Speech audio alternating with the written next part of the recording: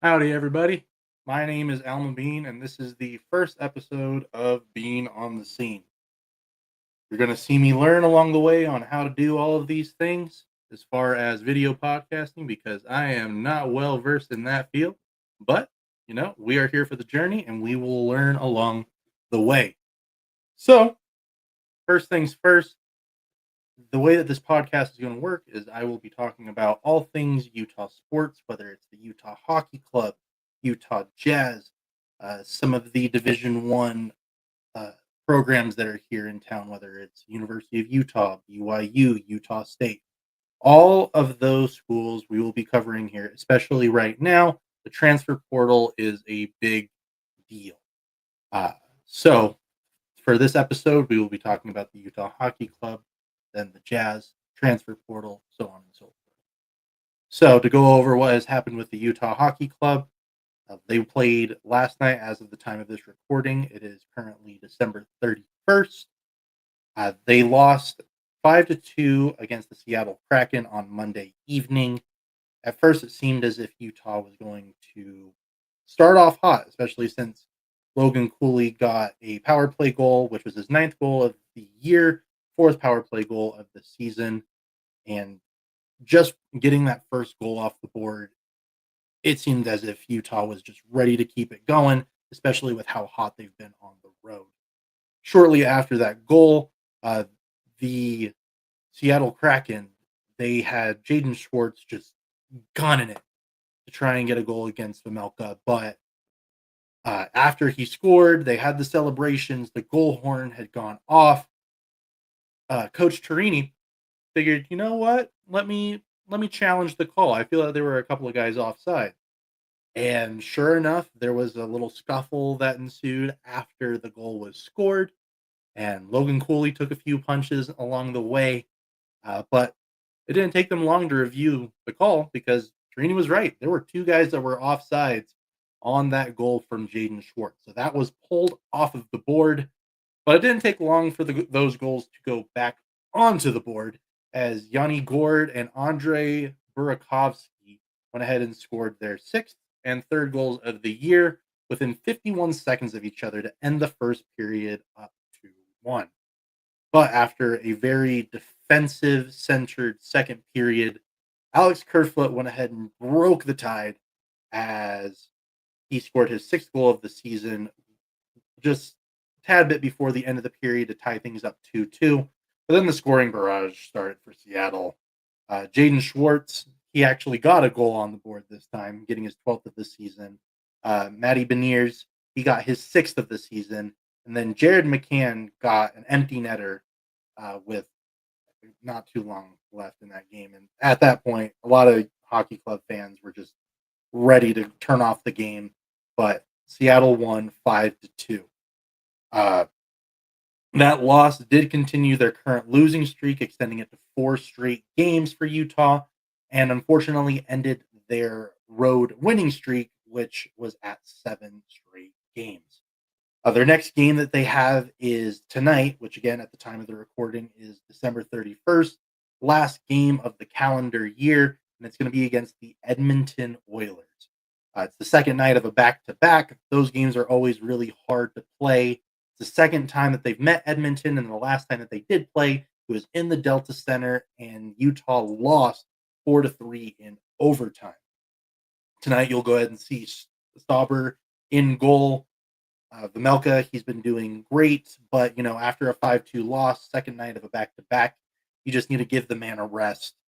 And with that previous game that Utah had played against Edmonton, that second period really proved to be their downfall as Utah allowed 3 goals just in that second period, uh, especially with Colson, Draisaitl, and McDavid getting those goals in that second period. That's a huge momentum shift. And even though Utah was able to push it to overtime, just the momentum was all there in that second period. It's their second game of a 4-game road trip for tonight. They will be facing Calgary and Dallas on this road trip as well, which it'll be the second time that they've seen Calgary and the third time that they've seen Dallas. Now, personally, with how Utah is playing, after a bad loss like that on the road, I do believe that they'll come back with a vengeance. And with how they lost to Edmonton last time, they're just going to be doubling down. So Edmonton is currently on a 3-game home winning streak. And like I stated earlier, even though Utah had lost last night against Seattle, Utah has won 7 of their last 8 road games. So a lot of things are in favor for Utah on that aspect, but both teams are nearing the goals allowed being around 3 and goals for around 3. But I think that this is going to be a defensive heavy game. You're going to get scores early from the guys leading both Utah and Edmonton. I think Keller is going to get Utah on the board first, and then McDavid isn't going to like it, and he's going to get a quick goal on Stauber.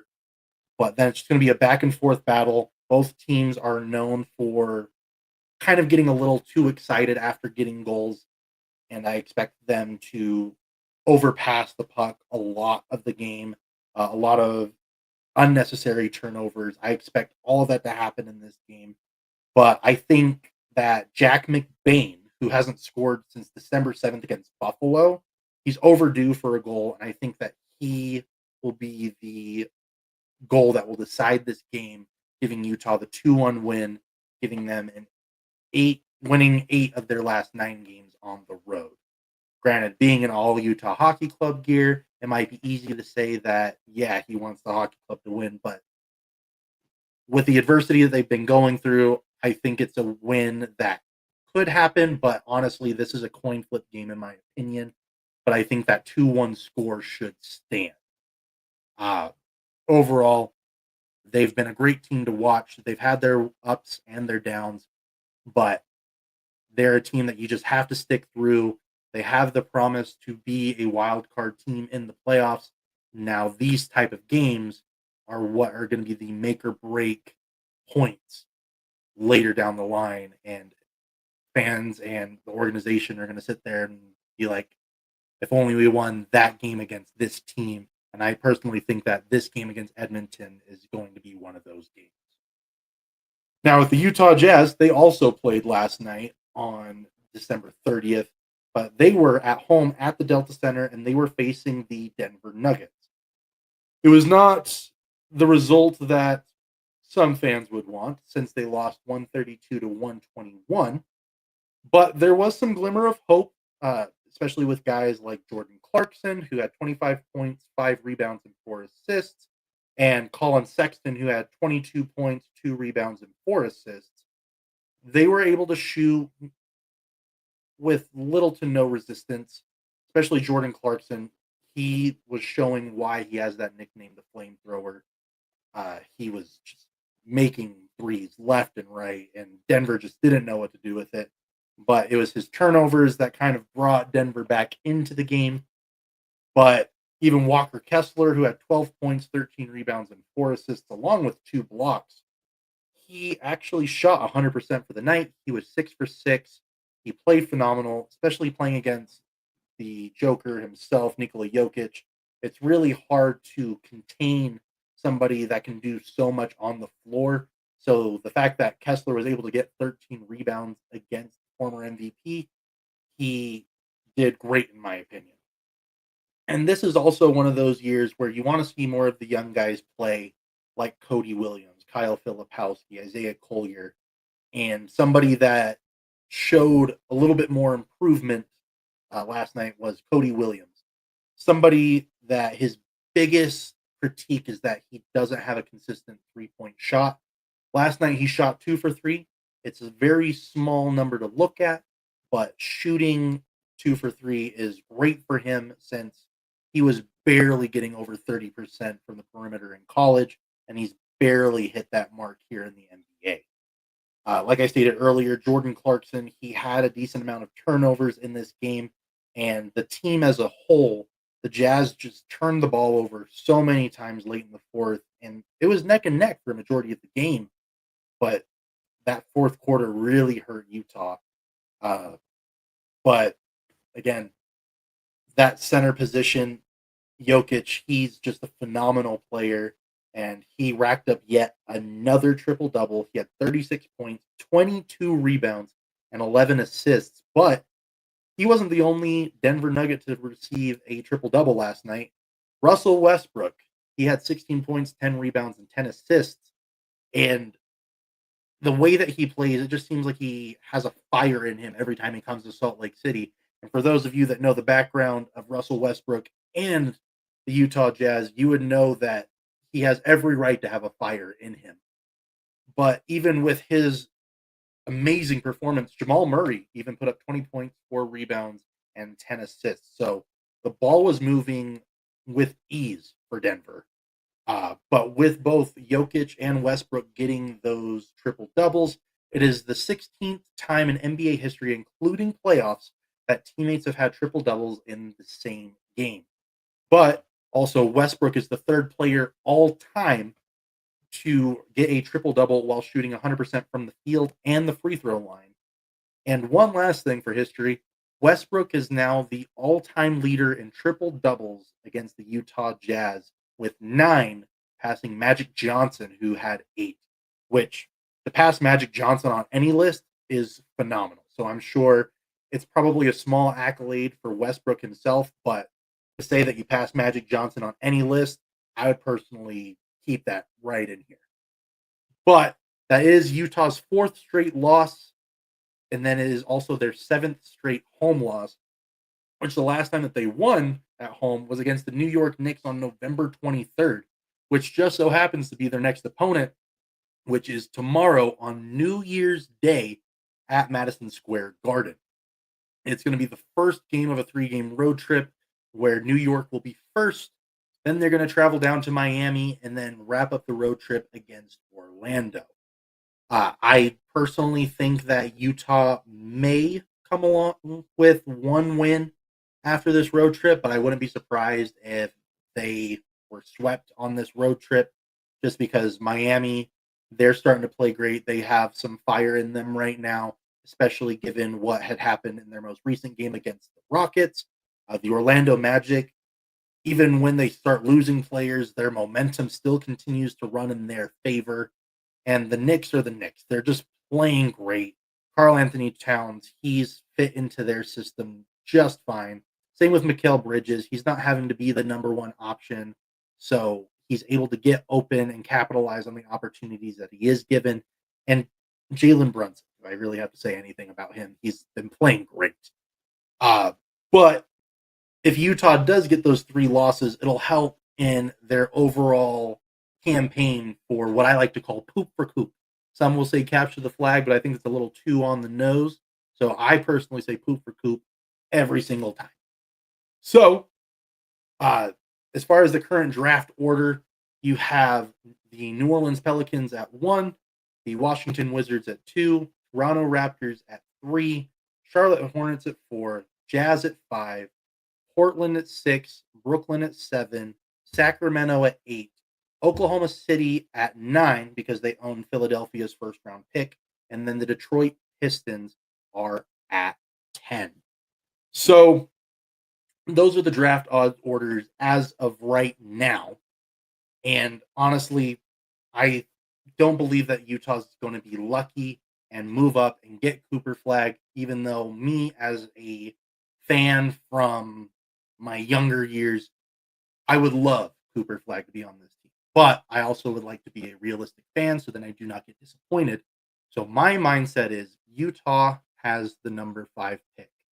And if it were personally up to me, there are 3 guys that I would like to see Utah take. You have your local boy at BYU with Igor Demin. I don't really have to say too much about him. If you are here in Utah and watching BYU basketball, he has done a great job in his first year. He's proven that he can spread the floor. He can create on his own. His passing ability is great, and he knows where all of his teammates are at all times. Granted, he's had a few games where he's looked a little iffy, but he has shown so much promise that I would much rather commit to his ceiling than being thrown out of the race for him just because I've seen his floor. And with how he plays, In my opinion, he plays like a slightly more consistent Josh Giddey, and some people might take that as a jab, but I personally like how Josh Giddey was scouted when he first came into the league, and that is what I am seeing from Igor Demon. Now, the second option, which I think Igor will probably be taken in the top four, so that's more of if he slides. The person that I personally think will be available at 5 and will be the best available player is going to be VJ Edgecombe, and he's been playing great for Baylor. He's able to create on his own. He's able to spread the floor. His court vision is phenomenal. His explosiveness on offense is great. His defense is probably borderline one of the best amongst guards in the league, in my opinion. And the way that he plays, he reminds me of a young Victor Oladipo. And for those of you that remember Oladipo before all of his injuries, he was explosive. He was the guy that was creating highlights. You saw him on Sports Center every other night. And if Utah could get a guy like Edgecombe onto their team, I don't even know what I would do. It would be the replacement for Donovan Mitchell for the Utah Jazz, in my opinion. And Utah would finally get a guard that they could trust 100% as a ball handler, as their main facilitator, and they could have other guys like Keontae George actually focus on becoming a shooting guard and being able to score at will as he did when he also was at Baylor. And then the last person that I think the Jazz should consider if there is like a top three. I'm probably going to butcher this name horribly, but Kasparis Yakachunas. You can hate me all you want, comment about it. Great. I tried my best on that name. I had to type it out here just to be safe. But he plays for the University of Illinois. The Utah Jazz, it has been documented that they sent someone out to Illinois to scout him. And as far as I'm aware, he's been pretty solid for them, for the Fighting Illini.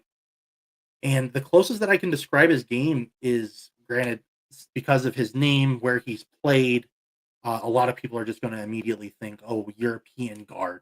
But in my opinion, I think he has shades of Cade Cunningham, and a lot of people are still very high on Cunningham, even being in Detroit. Like he can, like I've stated for the other two players before, he can create on his own. Um, he has great court vision, but that's where his downfall is. He is very turnover heavy. His 3-point shot, in my opinion, still needs a little bit of work if he's going to be a threat on the offensive end. But I still think that he would be somebody that you would need to take a shot on, even at the number 5 pick. But he would be able to be plugged into Utah's system so quickly and that would be practically seamless. So I really think that if Utah sticks at the number 5 pick, those are 3 guys that Jazz fans really need to look into. An honorable mention, in my opinion, would be Trey Johnson from Texas. Uh, Again, like I've stated for the other 3 players, those are all attributes that I could also put with Trey. Um, but again, when you are drafting that high in the draft, take the best player available. Don't look to fit your system. Looking to fit your system is going to be later down in the draft. If you got the late first rounds, early second rounds, that's where you start fitting into your system rather than just best player available.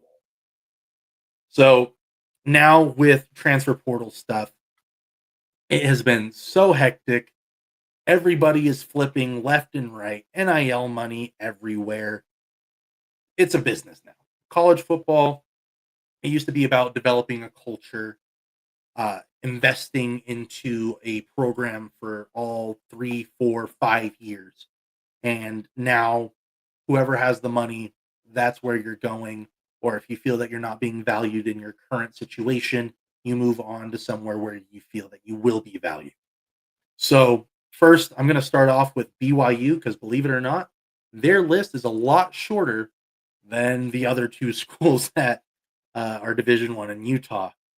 So, as far as who BYU has lost in the month of December, They've only lost Jackson Bowers, who is one of their tight ends, and he transferred to Oregon State. Uh, as of right now, BYU, they have gained Keanu Tanuvasa, who's a defensive lineman from Utah. You have Andrew Gentry, who's an offensive tackle from Michigan. Then you have Tausili Akana, who's an edge rusher from Texas. Then you have Kyle Spark. Oh, that's a rough name. I should have done that before I started recording. Uh, Sfar Coach. And if that's wrong, by all means, send me how you're supposed to talk about that one. But he transferred from Southern Utah University. And then Carson Ryan, who filled in at tight end for the University of Utah, he is now also at BYU. There are a few players that are still undecided on whether or not they want to come back to BYU or if they want to transfer out. Those guys are Cody Epps, Micah Harper, Crew Wakely, Dallin Havea, Miles Davis, C. Moa, Dallin Johnson, Noah Lugo, Sione Moa, and Jake Eichhorn. And out of all of those names, I mean, Jackson Bowers, he showed a lot of promise in that tight end room, but I mean, it's just a crowded room in itself. And I mean, he's going to be able to shine there at Oregon State. And I wish him the best uh, at OSU. But as far as who they've gained, Keanu Tanavasa, he is so good, so talented. And he even stated earlier today on December 31st on BYU TV that one of the biggest points that made him want to transfer to BYU is that, yes, they recognize the talent that he has, but that's not why they're scouting him or trying to pursue to have him come to BYU. That the coaching staff wanted to learn what Tanuvasa can bring to the table as an individual and what the team can learn from him and grow their program from what his core values are, which is such a great thing to hear, especially after what I stated earlier, saying that college football is now a business. And yes, I'm sure there's money involved. I don't know what that number is, but to hear that there is a coaching staff that just wants to know how great of an individual these people are, and that will decide whether or not you make my team. Not, oh, we have additional funds here and you're super talented, but no one likes you on our team. Oh, we'll make it work. Um, and also, anytime you're able to get anyone from one of the major schools, like say Michigan or Texas, you're kind of proving to the country that this is a program that should be feared. And then Carson Ryan, he filled in at the tight end position after Brant Keithy just got hit with the injury bug once again. And he proved that as a blocking tight end that he can really help the run game, which BYU always manages to have a great run game. So they're getting such a great guy in that position.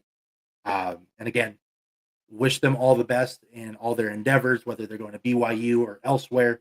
But again, these guys are doing what is best for them.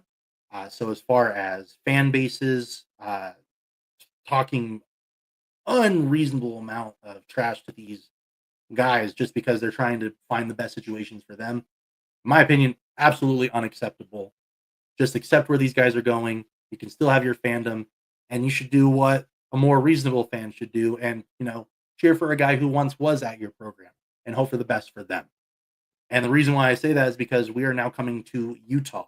Keanu Tanavasa was one of those guys that's received a lot of hate from, unfortunately, a small and loud group of Utes fans.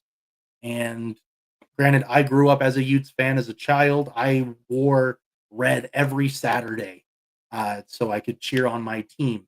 But that type of behavior is absolutely unacceptable. So seeing that he went to BYU, yes, it hurt me personally as a fan. But now knowing what he said, that Kalani Sitake said that they want to grow with him as a person, 100% respect that decision, and I really hope that Tanuvasa just kills it as a BYU Cougar. Other guys that are on the way out, you have Mike Mitchell. He transferred to Arizona, which, fun little fact, he went to Middleburg High School in Florida, which wasn't too far from where I grew up. So that was kind of cool to be able to meet him and talk to him a little bit. Damian Alford went to Florida Atlantic. Cameron Calhoun, which arguably one of the best corners in my opinion in the country, he's transferred to Alabama. So one of the best going to one of the best. Kaio Akana, he transferred to UCLA. As I stated before, Carson Ryan, he transferred to BYU. Jalen Glover, who a lot of BYU fans will remember for a very specific statement he said in a post practice interview. He transferred to UNLV. Samote Pepa, he transferred to Washington. Jack Baumeister, he transferred to Texas. Really great punter, great leg. So Texas, if they end up getting in a rut, they know that they can at least pin their opponent in the 20 nearly every single time.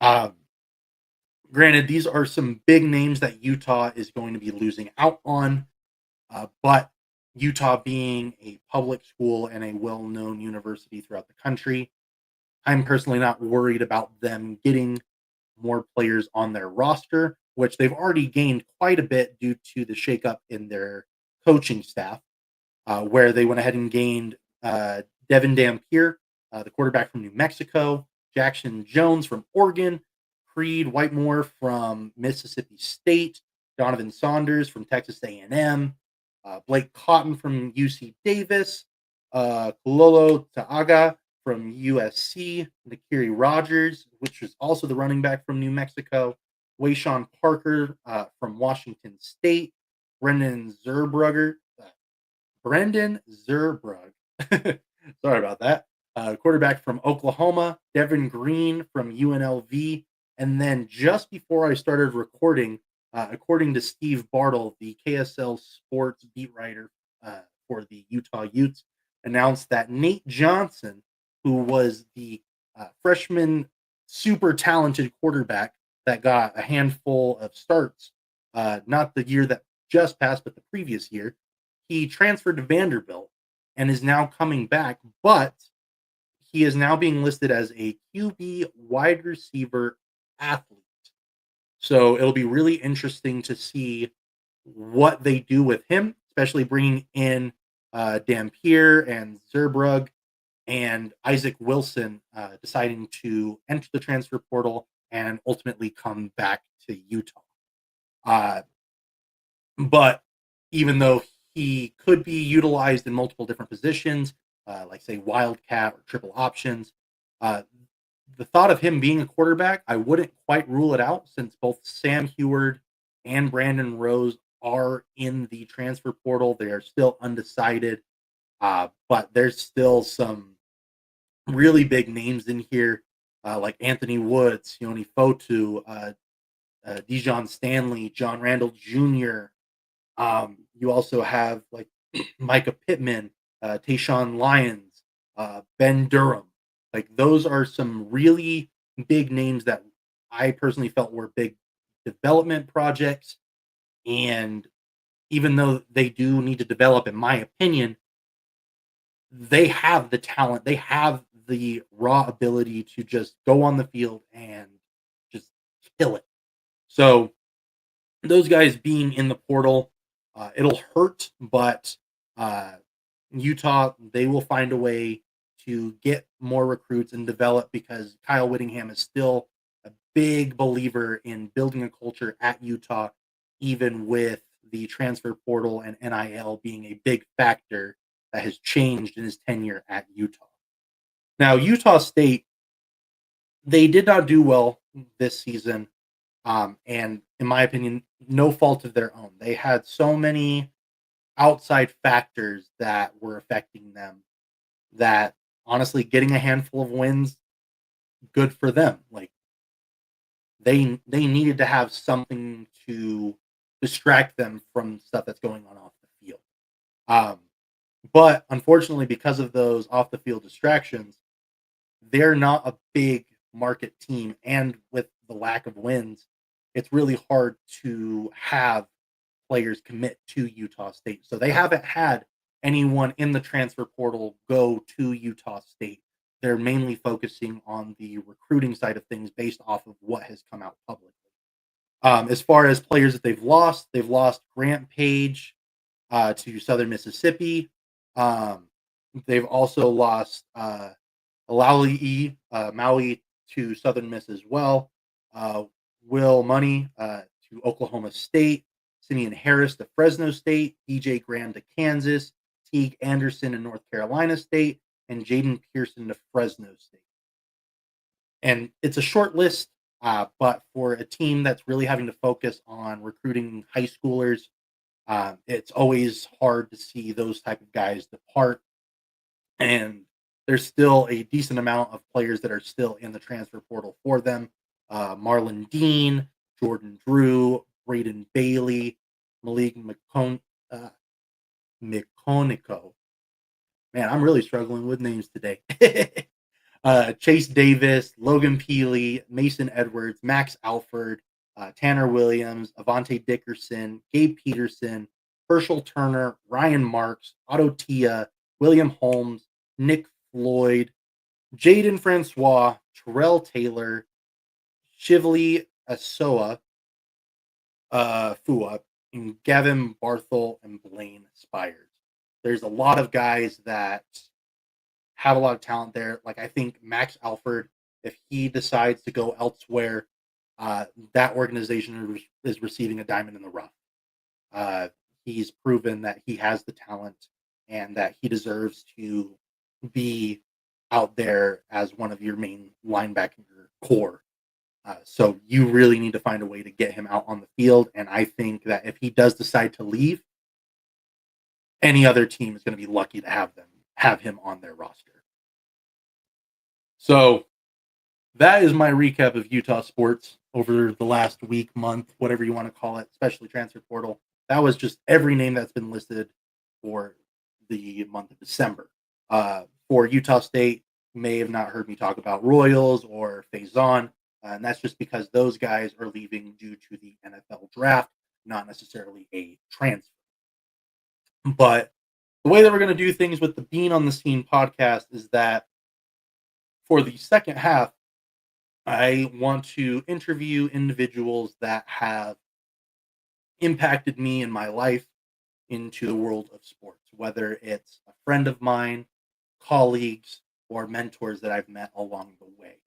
And with this being episode 1, why not do an interview with myself? So then you, the viewers, can see who I am as a person and hopefully enjoy the ride with me. So, as far as sports go, I've been raised Utah across the board, whether it's the Utah Jazz, Utah Utes. Pretty much ever since I can remember, I've always been a fan. But what my true love was basketball.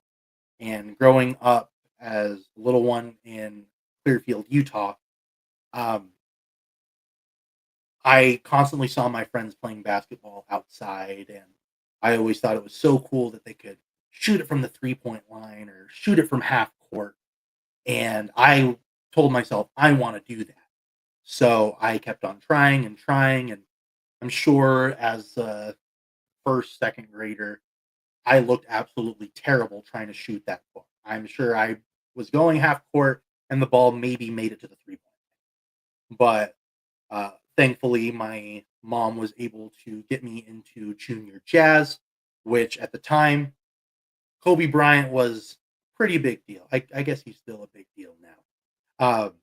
But one of the first ever basketball merchandise things I ever owned was a Lakers ball cap. And my mom, she famously calls me a dummy because when we were taking our individual photos, I was wearing my junior jazz jersey with my Los Angeles Lakers ball cap. And again, it's just a child not knowing that at that time they were button heads. But even having both of those teams, the player that made me truly want to commit and play basketball is Tracy McGrady. And granted, I had seen highlights from friends that would pull it up on a computer and just tell me how awesome he was. But it ultimately came from playing NBA Live 2006. Every summer, I would visit my uncles in Woodstock, Georgia, and we would play tournaments on whatever NBA Live game was out at that time. And just because I saw the highlights of Tracy McGrady, I was like, you know what? I'm going to play as the Houston Rockets. And I made sure that Tracy McGrady, Yao Ming, Steve Francis, Shane Battier, and Luis Scola were my go to guys. I knew how they played like the back of my hand. And in my opinion, it was almost unfair to let me play as the Houston Rockets. But after playing junior jazz, I had the opportunity to uh, play for an amazing coach, Coach Bailey, who got me my first ever taste of a winning streak. We went 10-0 in my only season I played with him. I wasn't necessarily a utilized part of his team, but at the same time, I'm super grateful that I was a part of that team because we were able to do two things that I will never forget. First, I got to meet one of the Utah Jazz rookies at that time, and his name is Ronnie Brewer. Uh, for those of you that are big into NBA, you might recognize him for playing for the Chicago Bulls.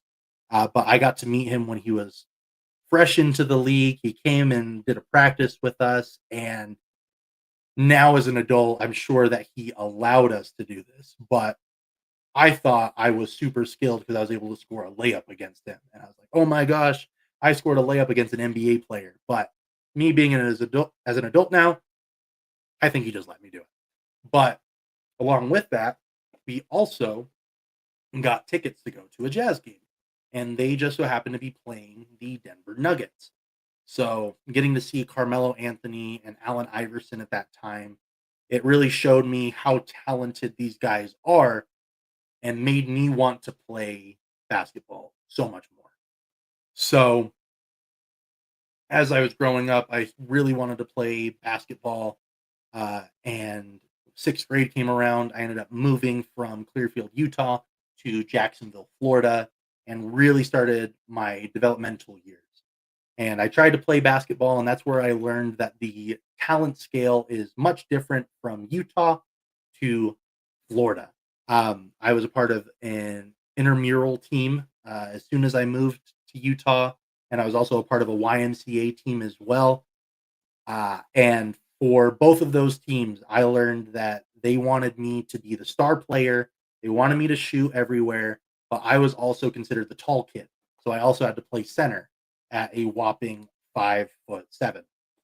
Uh, so we played, and I absolutely loved the game. And to this day, absolutely love it. But with how aggressively I would play, as my mother would say, I'm the foul king, but I could never make my foul shots. Um, it came along with many injuries, whether it's my knees, my wrists, my elbows. I'm constantly cracking all the time. And it got so bad to the point to where I had to stop doing contact sports. Even though I loved the sport and I would still play it as much as I possibly could, I had to venture into swimming. I ended up getting pretty decent at swimming, in my opinion. Granted, not the best. Didn't win any major medals, but good enough to go ahead and give some people a run for their money. And my senior year of high school, after I had already received a few scholarship offers from some smaller schools and even getting an offer from schools like DePaul University, I ended up dislocating my knee before the season even started my senior year. So I had to accept that athletics were not in my future as far as me participating, and I began focusing on choir. I have always been a very big music person, whether it's jamming out in the car, using my shower head as my own personal mic. Music has always been a wonderful connection for me. But doing choir my junior year, I had to find the give and pull between performing and being involved with sports, doing some musical theater in high school. Learned that it was something I was decent and good at.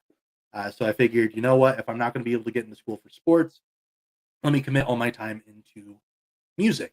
So we ended up having a performance at Jacksonville University, which was called the High School Invitational, where they would bring in a handful of high schools to show off what their programs are doing. And then collectively at the end, they would do one joint performance with the university singers and all of the high schools for one singular piece. Well, since my choir director, Deborah McDuffie, she knew that I just didn't have any college expectations because of the injury and it was really affecting me. She reached out to the choir director for Jacksonville University at that time, Tim Snyder, and she was like, "What did you think of Alma? Like, do you think that he's somebody that you could utilize in your choir?" And told him a little bit of my story. And sure enough, Tim Snyder walked up to me, shook my hand, and started telling me what he noticed about my performance and told me, "Hey, we're having our last auditions for the upcoming academic year in 2 weeks. I hope I see you there." So I immediately applied, started gathering music. He told me I could do a musical theater piece and then a foreign language piece, which they said preferred Italian, but whatever works because it's only 2 weeks to prepare. Um, since I was not well versed in that side of music, I figured, oh, I could kind of cheat and do a pop song that is used in a musical. So I did Wake Me Up When September Ends by Green Day, since it was in the American Idiot musical. And then the Italian piece, um, I did Caro Mio Ben, which I did not know that that was arguably one of the most done audition songs for Italian pieces. So I get to my audition and I sing Wake Me Up When September Ends. I feel really good about it.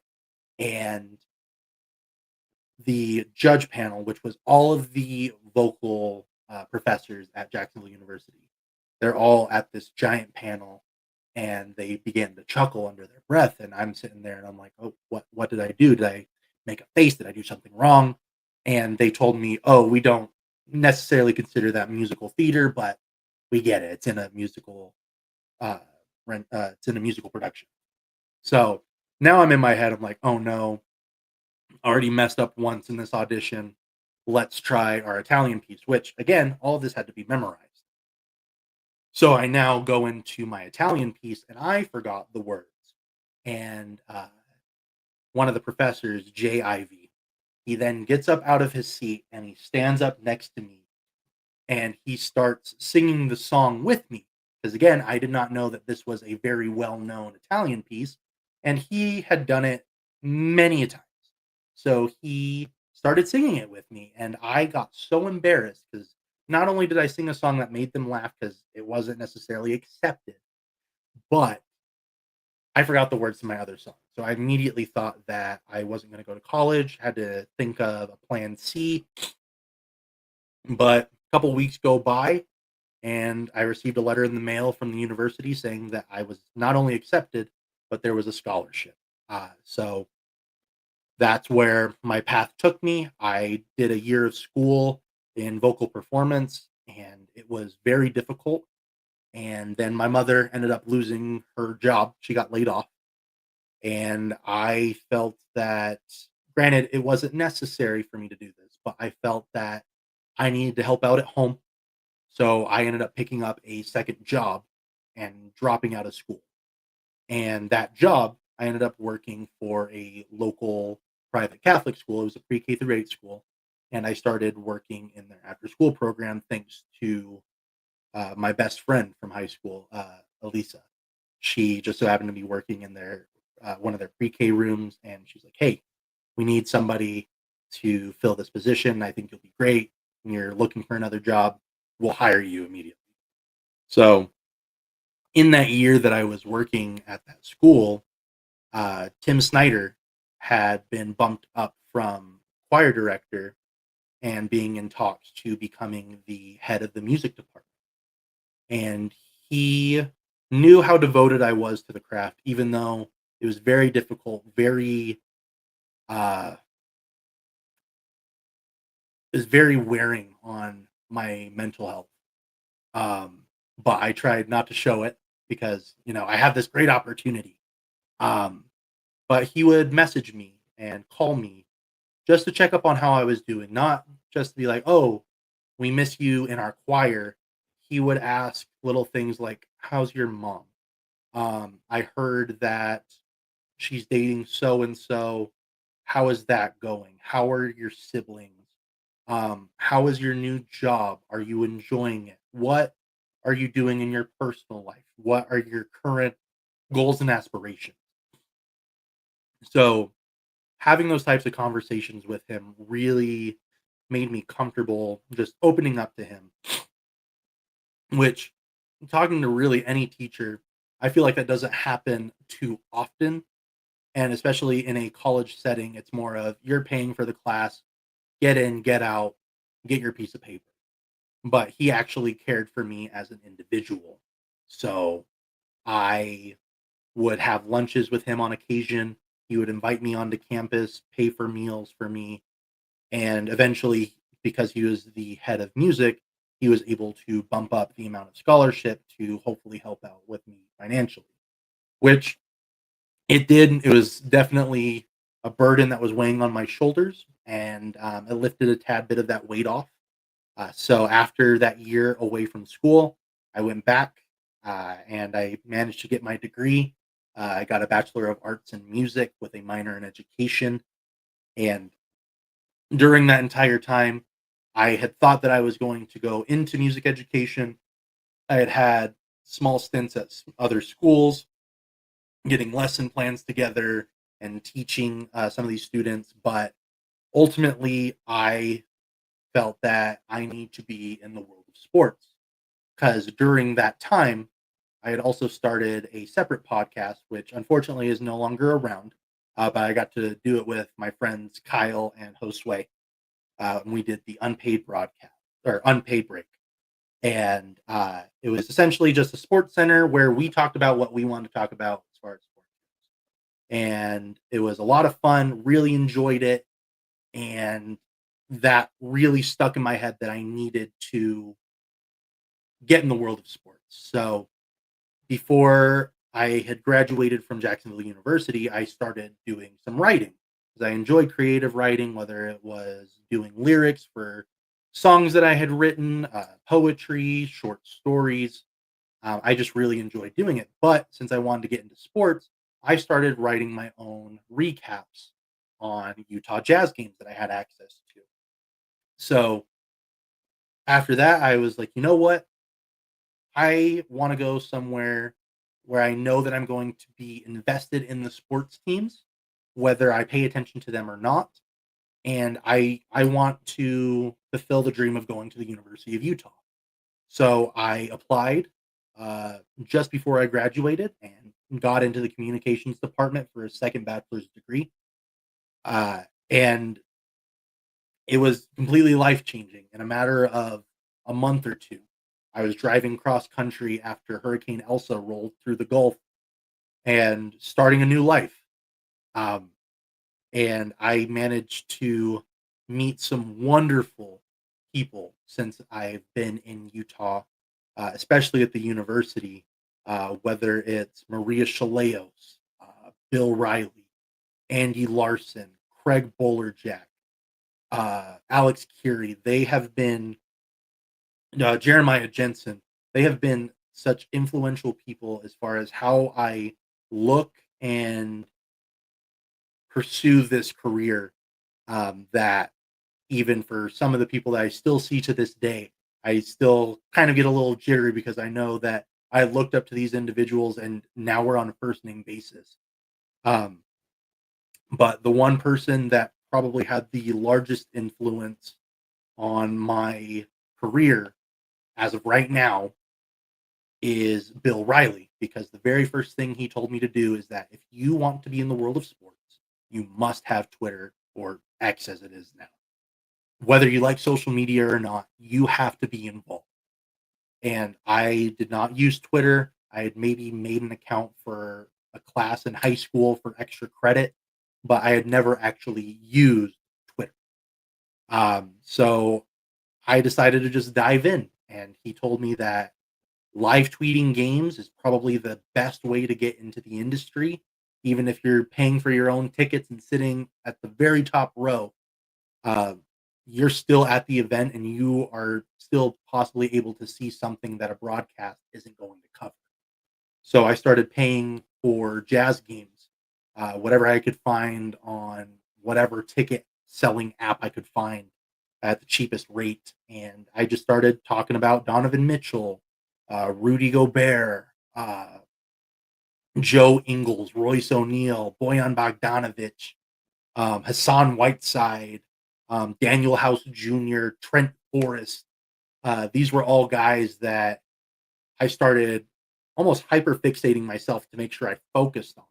Because again, ESPN is going to talk about Rudy Gobert and Donovan Mitchell, but how often are you going to talk about Joe Ingles and the initiative that he had towards the community and the autism community here in Utah?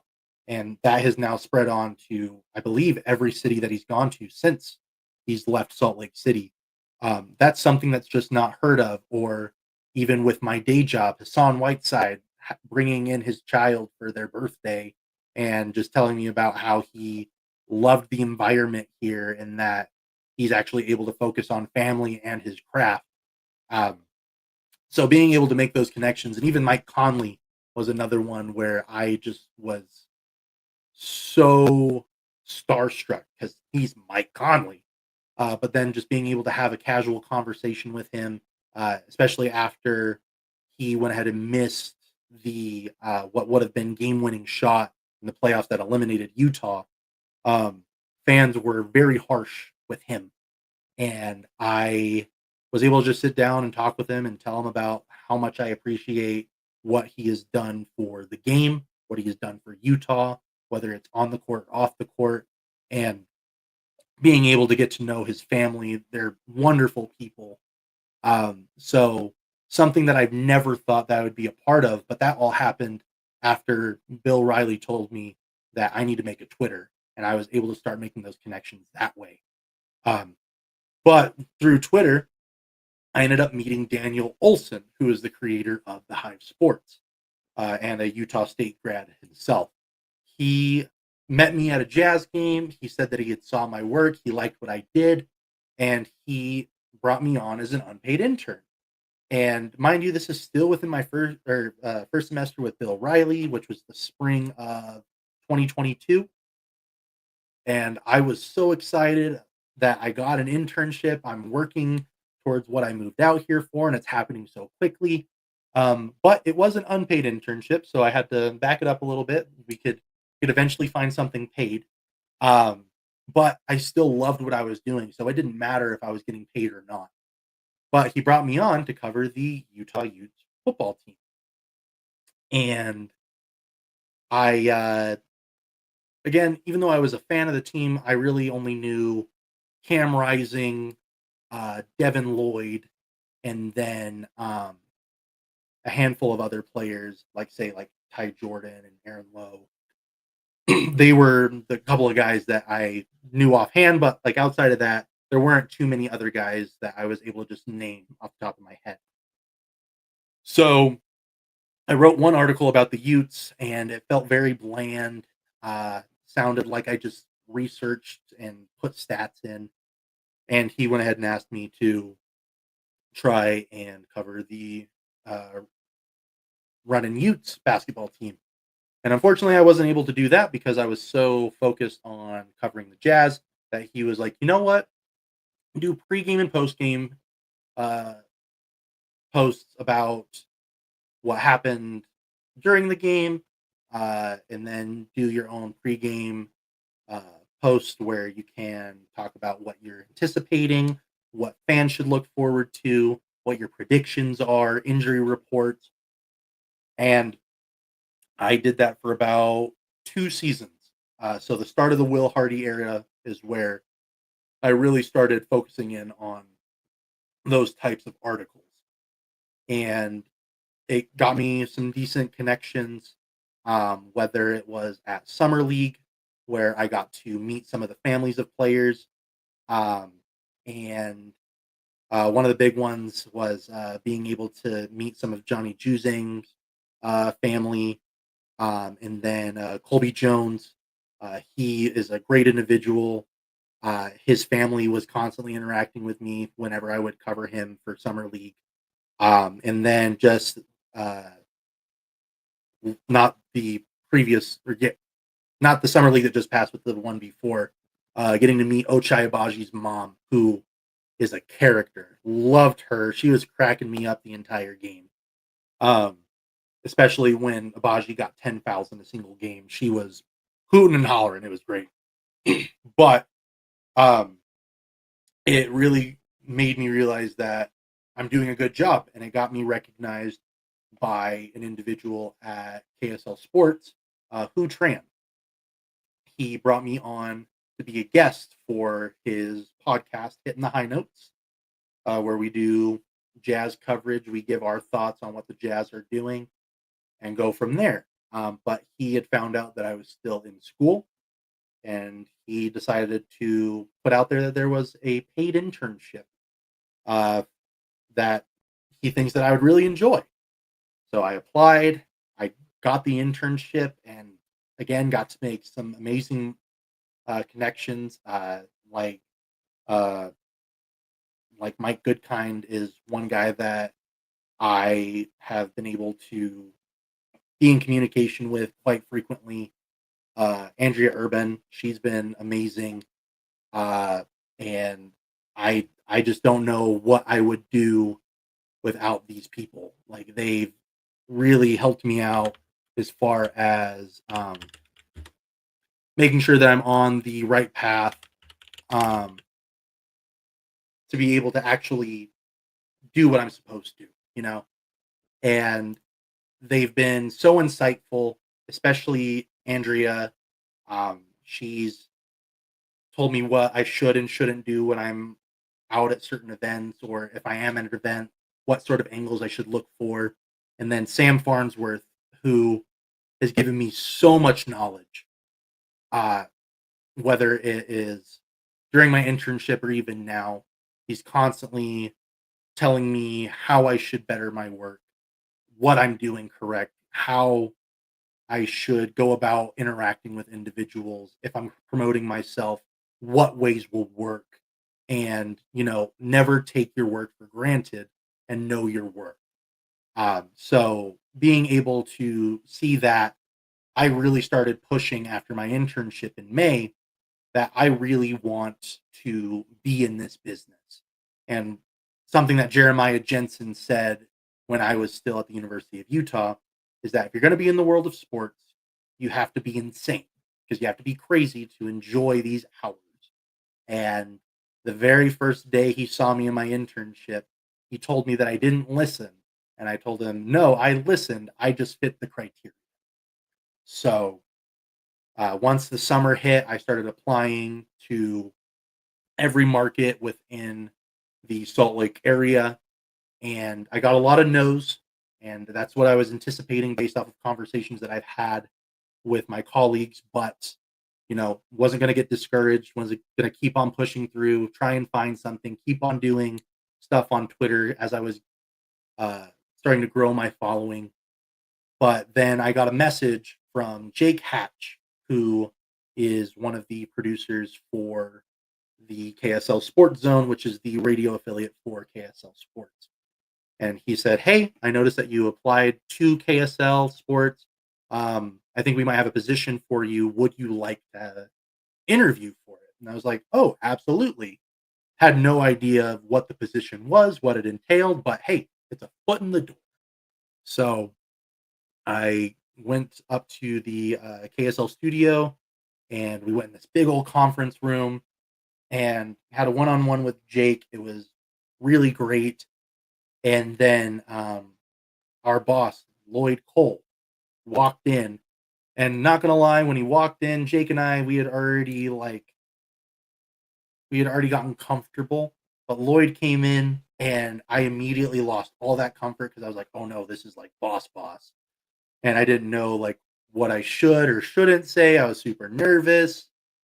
And especially since I was told it was going to be a part time job, I was like, oh, I hope they can work around my hours with my day job since that's full time. It's where a majority of my money's coming from. My insurance is through that job.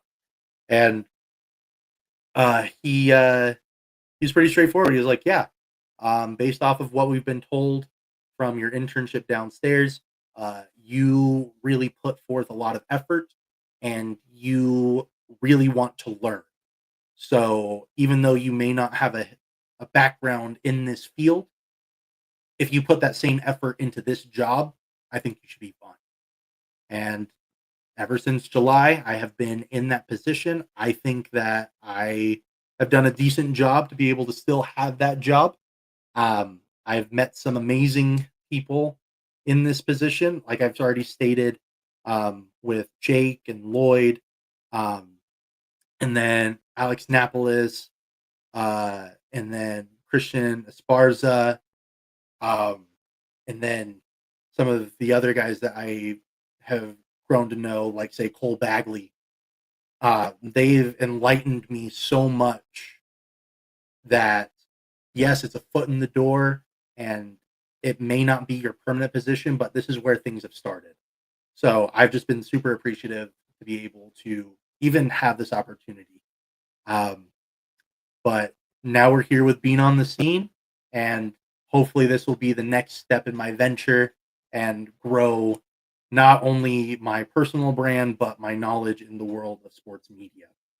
And as we are looking forward to anew with this first episode, we are going to look back at 2024. It's December 31st. At the time of recording, we're just a couple hours away from the ball drop.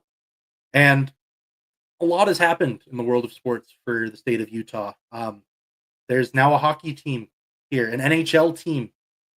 They've been embraced, and a brand new fan base has developed in the state of Utah. And I'm so glad that I can be a part of it. I mean, shoot, I'm wearing the merch right now, and it doesn't seem like it's a cash grab. It's more of a brand new community that I can grow with. Um, the Utah Jazz are doing yet another rebrand. Highlighter yellow. Uh, there's a decent amount of people. I'm really hoping a majority of people outside of Spencer Keel that absolutely hated that highlighter yellow. Um, but now purple is back. The ploy that was with the original rebrand is actually coming to the forefront, and it's just a modernized version of the '90s mountain jerseys, and it looks great. It's phenomenal. The courts have been great with it, and I'm really excited for Jazz basketball to be recognized for the style that it once had, and hopefully the talent will follow close behind. The Holy War finally coming back to the state of Utah between BYU and Utah. It's been an every year thing since I was growing up that, yeah, you may not like the BYU Cougars, but especially during Holy War week, you hate the Cougars. Or if you're a BYU fan, you hate the Utes. And love the banter back and forth for those games. And with how that game ended this year, for some fans, it's considered controversial. There was a lot of headlines surrounding it after the game, but it was such a great reminder to the nation that BYU and Utah is a marquee game that deserves to be on national television.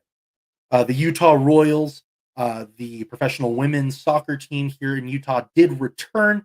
Unfortunately, their record was not that great, but the fact that women's soccer has returned to Utah after having the likes of Alex Morgan start in programs like that, it's great to see that it can further its history in the National Women's Soccer League. And then with the Salt Lake Bees, they already have a long history, and they actually had to turn the page to the next chapter as they have left Smith's Ballpark after being there for 30 years. And they're going to be moving across the way over to Daybreak, which is going to be a much nicer stadium. There's going to be more seats, going to be more accommodating.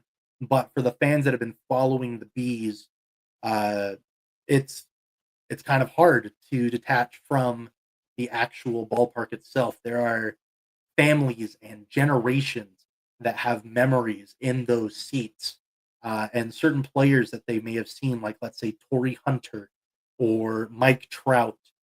Those guys just being in Salt Lake and developing a fandom for baseball or a true memory between multiple individuals.